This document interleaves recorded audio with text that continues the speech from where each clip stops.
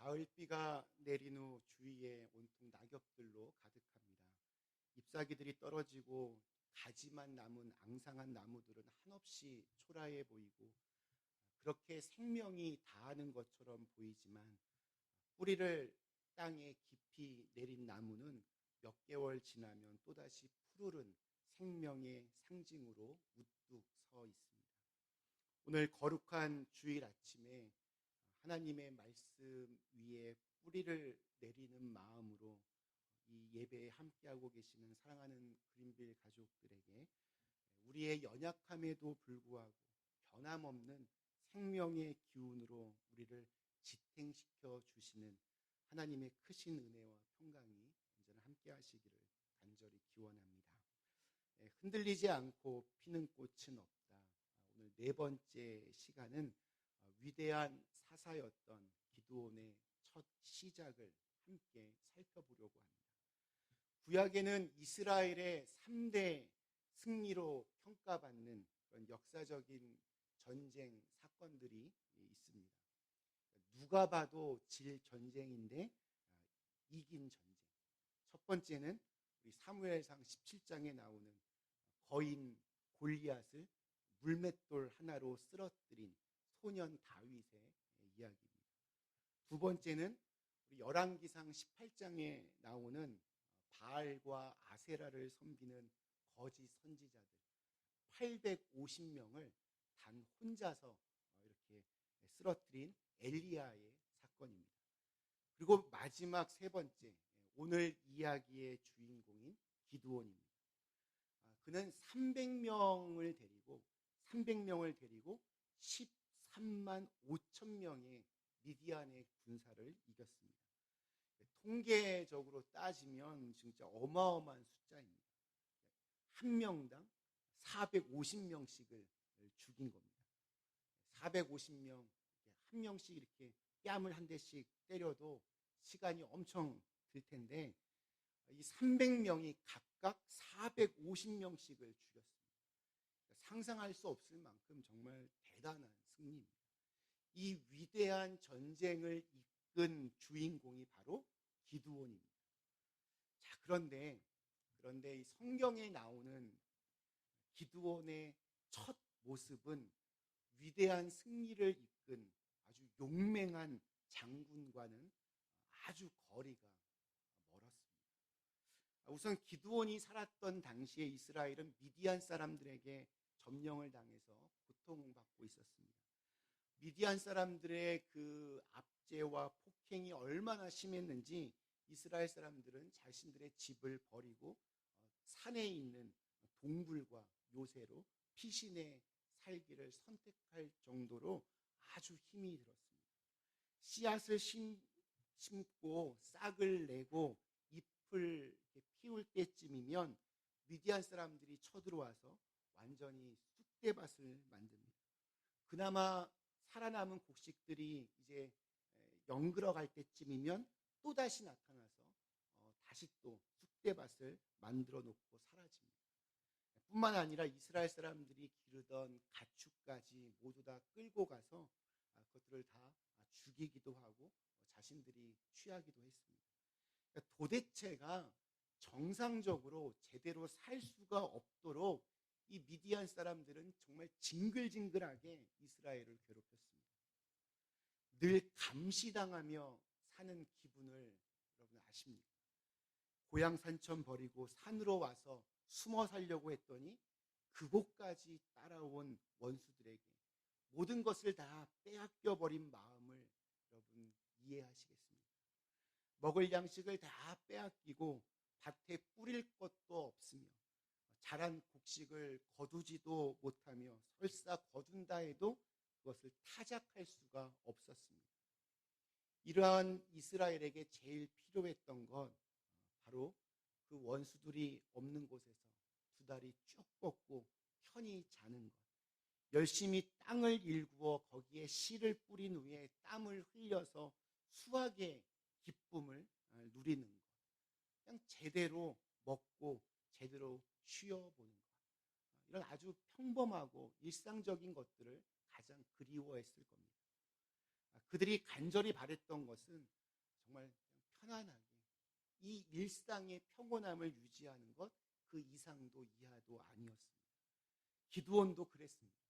오늘 읽은 11절의 마지막 문장은 기드온이 미디안 사람에게 알리지 아니하려 하여 밀을 포도주 틀에서 타작하고 있었다라는 말로 시작을 합니다. 그런데 기드온이 밀을 타작하는 모습이 조금은 이상합니다. 기드온은 미디안 사람들이 눈치채지 못하도록 몰래 밀타작을 하고 있었습니다. 왜냐하면 일반적으로 밀을 타작하는 곳은 넓은 마당입니다. 넓은 마당에서 마차나 황소의 힘을 이용하여서 하는데, 그는 포도주를 만들기 위해서 만든 작은 웅덩이나 그 용기에 들어가서 기구나 짐승의 힘 대신에 자기의 발로 이렇게 밟으면서 타작을 하고 있습니다. 이렇게 밀을 타작하면 타작이 제대로 되지를 않습니다. 그가 이렇게 몰래, 그것도 포도주 틀에서 밀 타작을 하고 있는 이유가 무엇이겠습니까? 만약 미디안 사람들이 이렇게 밀을 지금 타작하고 있다는 사실을 알게 되면 금방 달려와서 남아있는 곡식들을 모조리 다 강탈해 갈 것이고, 곡식을 숨겼다라는 이유 때문에 자기나 가족의 생명이 위험해질 수 있기 때문에 들키지 않으려고 몰래 지금 타작을 하고 있었던 것입니다. 또한 이것은 포도주 틀에서 자신의 발로 이렇게 밟아서 타작을 해도 될 만큼 그 양이 적었다는 것을 의미하기도 합니다. 곡식을 구하여서 생계를 유지하는 것이 너무나도 어려웠다는 것을 우리에게 보여줍니다. 간신히 생명을 이어가는 괴롭고 처절한 현실을 너무나도 잘 보여주는 장면이라 할 수 있습니다. 그리고 곧이어서 주님의 천사가 기드온을 방문하여 12절에서 이렇게 말합니다. 여호와의 사자가 기드온에게 나타나 이르되 큰 용사여 여호와께서 너와 함께 계시도다.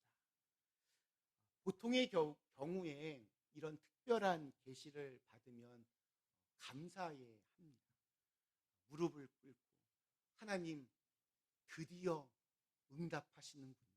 드디어 말씀하시는군요. 감사합니다. 그동안 얼마나 제가 기다렸다고요.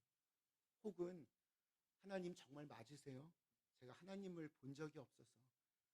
혹은 하나님 이제부터 내가 무슨 일을 이제 해야 됩니까? 벅차오르는 가슴을 움켜잡고 자기의 사명을 완수하기 위해서 돌진할 것입니다.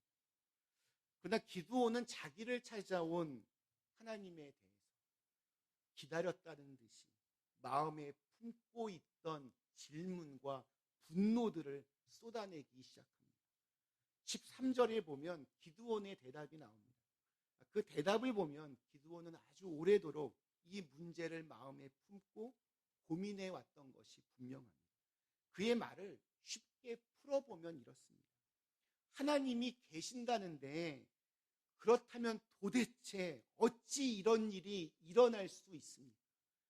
이스라엘이 하나님의 선택된 백성이라는데 어찌 선택된 백성이 이 지경에 이르도록 하나님은 그냥 가만히 두고 계십니까?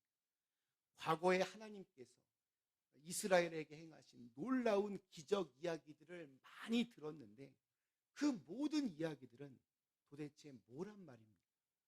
지금 이런 비참한 상황 속에서 계속해서 하나님을 믿는다는 것이 무슨 의미가 있습니까? 기드온의 이 항변이 왠지 귀에 익지 않으십니까? 어디서 많이 들어본 것 같지 않으십니까? 우리가 가끔 내뱉었던 말들과 비슷하지 않습니까?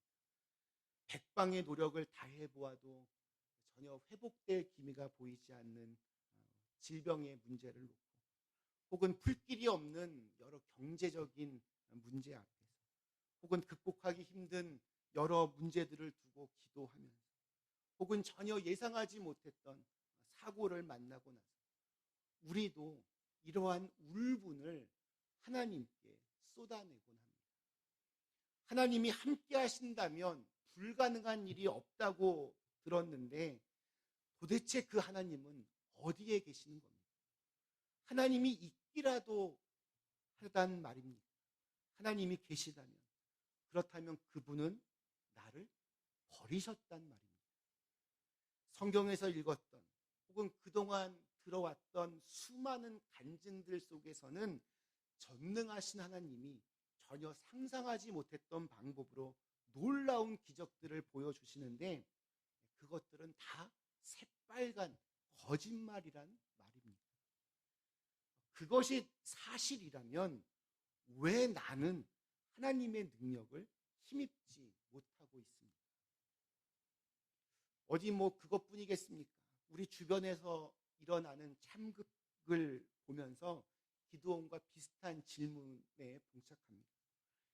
악한 사람들의 폭행으로 인해 연약하고 아무 죄도 없는 사람들이 피해를 당하는 경우 정말 많습니다.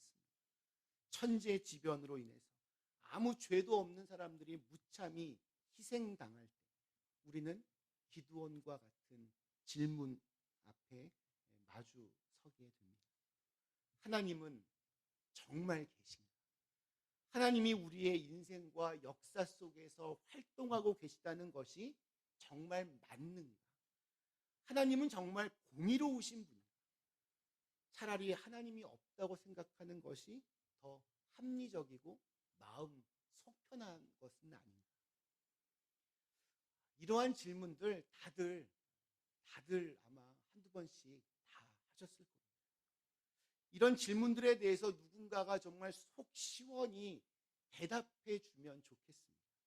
그런데 오늘 말씀을 보면 천사는 기드온의 이 울분과 아픔이 묻어나는 질문에 대해서 그 어떤 특별한 대답도 해주지를 않습니다.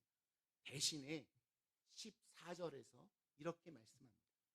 여호와께서 그를 향하여 이르시되 너는 가서 이 너의 힘으로 이스라엘을 미디안의 손에서 구원하라. 내가 너를 보낸 것이 아니냐 하시니라. 너에게 있는 그 힘을 가지고 이스라엘을 미디안의 손에서 구하여라. 내가 친히 너를 보낸다. 얼핏 들으면 동문서답 같지만 실은 이것이 하나님의 대답입니다. 지난 세기 20세기 위대한 설교가였던 뉴욕 맨하튼 리버사이드 교회 윌리엄 코핀 목사님은 아주 이런 유명한 말을 남겼습니다. 우리가 비극적인 일들을 앞에 두고 하늘을 향해서 What are you doing up, God? 하나님 그 위에서 무엇 지금 하고 계십니까? 라고 물을 때 하나님은 아래를 향해서 What are you doing down there, my children? 내 자녀들아, 너희는 그 아래에서 무엇을 하고 있느냐? 이렇게 물으신다는 겁니다. 우리가 이 땅에서 일어나는 비극들에 대해서 하나님 탓 많이 합니다. 하나님 탓으로 돌리지만 실은 많은 경우에 그것은 우리의 책임입니다. 우리가 우리의 책임을 다하지 못하고 그 탓을 하나님께 돌리는 경우가 훨씬 더 많이 있습니다. 때로는 우리의 잘못이 전혀 없는데도 불구하고 고통을 당해야 할 때도 있습니다만 그때에도 엄밀하게 따져보면 그 탓을 하나님께 돌리는 것은 옳지 않습니다. 어떤 아이가 혼자서 달려가다가 돌뿌리에 걸려 넘어졌을 때 너무너무 아파서 화가 나는데 아무리 둘러보아도 화를 풀 곳이 없어서 그 자리에 털썩 주저앉아서 울고 있습니다. 한참을 울고 있는데 옆에서 개구리 한 마리가 이렇게 앞에 지나갑니다. 이 아이가 울음을 그치고 그 개구리를 잡습니다. 그리고는 그 애꿎은 그 생명에게 자기의 분풀이를 합니다. 그림이 그려지십니다. 이렇듯 누구든 어렵고 황당하고 가슴 아픈 일을 당할 때 그 분노를 풀 대상이 필요해집니다. 이런 상황에서 애꿎게 당하는 분이 바로 하나님입니다. 믿는 사람들도 자주 하나님 탓하고 믿지 않는 사람들도 그러한 상황을 만나게 되면 좋은 기회라고 생각하고는 하나님을 대놓고 비난합니다. 옳지 않습니다. 비겁한 행동입니다. 기드온에게 주신 하나님의 말씀, 즉 너에게 있는 그 힘을 가지고 그것을 가지고 가서 이스라엘을 미디안의 손에서 구하여라. 내가 친히 너를 보낸다.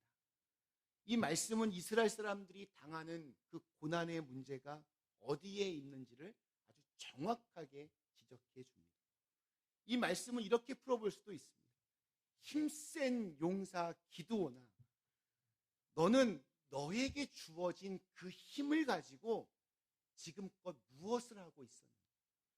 나는 너에게 용사가 될 만한 힘과 능력을 주었는데 너는 그 힘을 너 하나 그저 잘 먹고 잘 사는 일에만 사용하고 있지는 않는다. 비겁하게 포도주 틀 뒤에 숨어서 타작이나 하고 있는 내가 도대체 누구를 탓하고 있는 것이냐? 너 같은 용사도 이렇게 숨어서 너 하나만을 위해 살고 있는데 누가 나설 수 있겠느냐? 아무도 나서는 사람이 없는데 내가 천사라도 보내서 전쟁을 하라는 말이냐? 네가 정말로 내 민족의 아픔에 대해서 그렇게 마음 아파해 한다면 네가 나서야 한다. 내가 너에게 준 그 힘만 가지고 있어도 충분하다. 그 힘을 가지고 나가라. 네가 나서라 라고 하는 말씀에 대해서 기드온은 갑자기 할 말이 없어졌습니다. 그 말이 맞는 말이기 때문입니다. 그래서 기드온은 다른 핑계를 댑니다. 나의 가문은 별 볼 일 없는 므낫세 지파에서 그 중에서도 가장 약한 집안이고 그 가문 안에서도 자기 집안이 가장 보잘것없는 집안이고 자기는 그 보잘것없는 집에서도 제일 낮은 막내라는 겁니다. 자기는 하나님의 일을 위해서 나설 만한 사람이 아니라고 또다시 도망을 칩니다. 누군가 하나님을 위해 나설 사람이 있어야 한다는 점에는 동의하지만 그것이 나는 아니라는 겁니다. 그래서 하나님께서 다시금 16절에서 이렇게 말씀하십니다. 여호와께서 그에게 이르시되 내가 반드시 너와 함께 하리니 네가 미디안 사람 치기를 한 사람을 치듯 하리라 하시니라. 하나님께서는 기드온과 함께 하셔서 미디안 사람들의 그 숫자와 군사력이 어떠하든지 마치 한 사람을 치듯 승리를 약속하셨습니다. 하나님과 함께하는 전쟁은 사람의 숫자나 가지고 있는 무기와 같은 사람의 힘에 좌우되는 것이 아니라 하나님이 나와 함께하느냐에 달려 있습니다. 오늘 우리의 삶도 마찬가지입니다. 세상 가운데에서 하나님의 자녀로 부르심을 받았지만 그 사명을 감당하기에 나 자신을 돌아보면 연약하고 부족한 밖에 보이지를 않습니다. 그렇기 때문에 하나님께서 아무리 말씀하셔도 그것을 내가 감당할 수 있을지 걱정이 되고 염려가 됩니다. 그러나 우리 그리스도인들이 믿는 것은 나의 힘과 능력은 나에게서 나오는 것이 아니라 하나님께서 나의 힘과 능력이 되어 주신다는 것을 믿는 겁니다. 기드온처럼 자신의 연약함은 하나님께 문제가 되지를 않습니다. 지금도 나와 함께 하시며 또 내게 말씀하시는 주님의 음성을 듣고 그 말씀을 믿고 따라 살아가는 이유입니다. 우리의 힘으로는 할 수 없지만 하나님께서 함께 하심으로 가능합니다. 오늘 읽은 말씀 뒤에는 하나님과 함께하는 위대한 승리의 이제 기록들이 계속해서 이어집니다. 힘센 장수였음에도 소심하고 아주 비겁한 겁쟁이로 살았던 기드온이 이 하나님의 부르심에 응답했을 때 그는 이스라엘을 미디안으로부터 구해낸 위대한 지도자가 되었습니다. 겉으로 보기에 아무리 별 볼 일 없는 사람이라 할지라도 하나님의 손에 붙들림 바 되었을 때 놀라운 일을 행할 수 있습니다. 우리 예수님의 제자였던 베드로, 인간적으로 보면 참 결점이 많았던 사람입니다. 많이 배운 사람도 아니었습니다. 아주 평범한 어부 출신이었습니다. 성격이 급해서 말과 행동에 실수도 많았던 사람입니다. 무엇보다 그는 예수님을 배신했던 사람입니다. 시몬이란 본래 그의 이름이 그의 약한 인간의 모습을 보여줍니다. 시몬이라고 하는 이름의 뜻은 흔들리는 갈대입니다. 흔들리는 갈대. 그런데 예수님은 베드로를 처음 만나셨을 때 그를 반석이라고 불러주십니다. 예수님은 그를 바라보시며 다음과 같이 말씀하셨습니다. 네가 요한의 아들 시몬이니 장차 게바라 하리라. 게바라는 말은 아람어로 반석이란 뜻입니다. 그리고 이 말을 헬라어로 번역하면 베드로가 됩니다. 그 후에 시몬은 계속하여 이제 베드로로 불립니다. 그리고 예수님은 그에게 다음과 같은 귀한 약속을 하십니다. 너는 베드로다. 나는 이 반석 위에다 내 교회를 세우겠다. 죽음의 세력이 그것을 이기지 못할 것이다. 내가 너에게 하늘나라의 열쇠를 주겠다. 네가 무엇이든지 땅에서 매면 하늘에서도 매일 것이고 땅에서 풀면 하늘에서도 풀릴 것이다. 흔들리는 갈대를 굳건한 반석으로 보아주시는 것이 우리들을 바라보시는 예수님의 시선입니다. 말씀 마치겠습니다. 우리 사랑하는 그린빌 가족 여러분, 흔들리지 않고 피는 꽃은 없다. 오늘 네 번째 시간은 구약의 위대한 사사 기드온이었습니다. 그러나 우리가 마주했던 그의 첫 모습은 한없이 흔들리는 소심하고 겁이 많은 사람에 불과했습니다. 시대가 악하기 때문에 아무런 결실을 기대할 수 없는 무력함과 두려움 속에서 자기는 아무것도 안 하면서 하나님만 탓하는 불평과 원망으로 가득한 사람이었습니다. 그러나 하나님은 그에게 내가 반드시 너와 함께 하겠다며 그를 일으켜 세우셨습니다.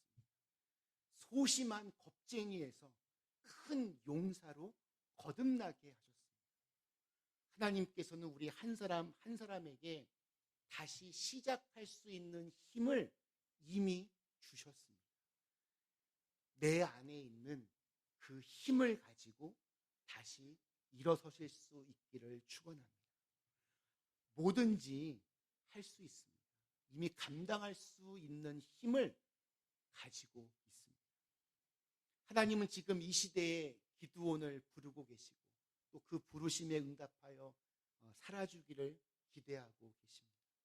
내가 반드시 너와 함께 하겠다는 말씀에 의지하여 내 삶을, 내 가정을, 또 우리 교회와 이 세상에 하나님의 큰 용사로 거듭나는 은혜가 우리 그린빌 가족들에게 함께 하시기를 주님의 이름으로 간절히 축원합니다.